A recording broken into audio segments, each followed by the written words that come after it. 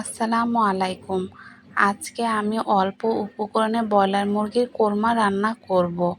অনেকেই কাঁচা রান্না করলে খেতে পারে না, তাই আমি ভেজে রান্না করব। প্রথমে আমি একটি ব্লেন্ডার জার নিয়েছি।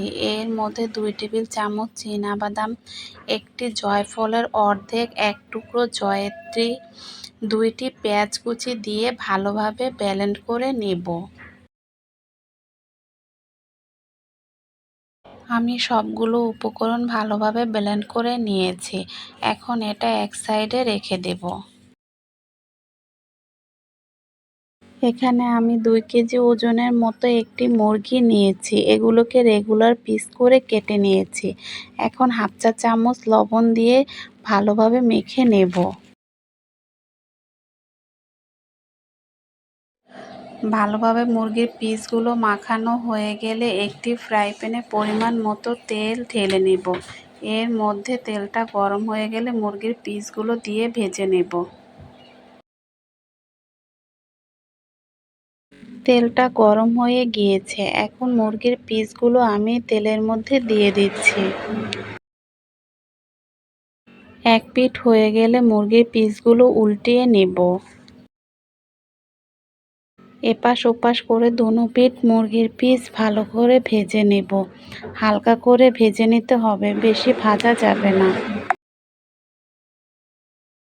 বেশি কড়া করে ভাজলে মুরগির মাংসগুলো শক্ত হয়ে যাবে, তখন মাংসের ভিতরে মশলা ঢুকবে না, তাই হালকা করে ভেজে নেব। এভাবে করে সবগুলো মুরগির পিস আমি ভেজে নেব।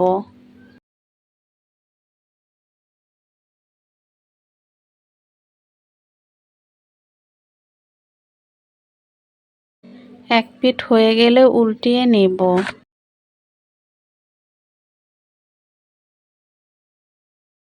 সবগুলো মুরগির পিস আমি ভেজে নিয়েছি।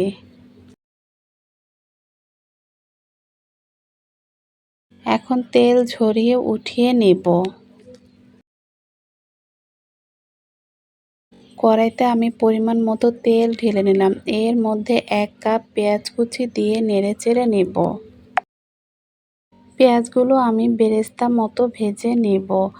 কিছু বেরেস্তা আমি এখন উঠিয়ে নেব। কিছু বেরেস্তা আমি তুলে রাখছি। এখন এর মধ্যে একটি তেজপাতা, 2টি দারচিনি, 7-8টা এলাচ, 4-5টা লবঙ্গ দিয়ে নেড়েচেড়ে নেব। এখন মশলা কষানোর জন্য কিছু পরিমাণে পানি দিয়ে দেব। এখন 2 চা চামচ আদা বাটা, 2 চা চামচ রসুন বাটা দিয়ে দেব। আর প্রথমে যে ব্লেন্ড করে রেখেছিলাম পেঁয়াজ, বাদাম, সেই মিশ্রণটা ঢেলে নেব। এখন স্বাদ অনুযায়ী লবণ, 1 চা চামচ মরিচের গুঁড়া, 1 চা চামচ ধনিয়ার গুঁড়া দিয়ে নেড়েচেড়ে নেব। কিছুক্ষণ মশলাগুলোকে ভালোভাবে কষাতে হবে। কষাতে কষাতে যখন মশলার উপরে তেল উঠে যাবে, তখন আমি সবগুলো মুরগির পিস মশলার মধ্যে দিয়ে দিব।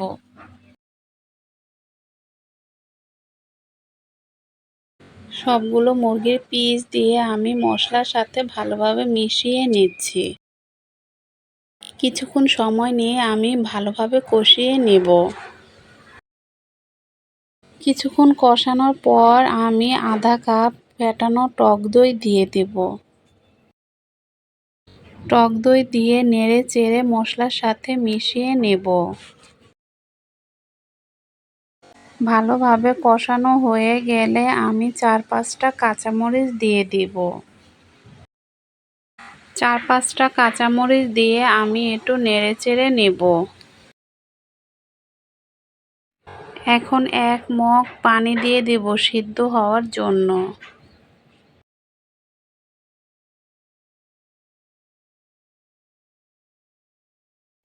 এখন একটু নেড়ে চেড়ে ঢাকনা দিয়ে ঢেকে রাখবো 15 থেকে 20 মিনিটের জন্য। মৃদু আঁচে আমি 15 থেকে 20 মিনিট রান্না করে নেব। আর মাঝে মাঝে এরকম একটু নেড়ে দেব। আমি এর মধ্যে ২-৩ বার ঢাকনা উঠিয়ে নেড়ে নিয়েছি যেন নিচে পুড়ে না লেগে যায়।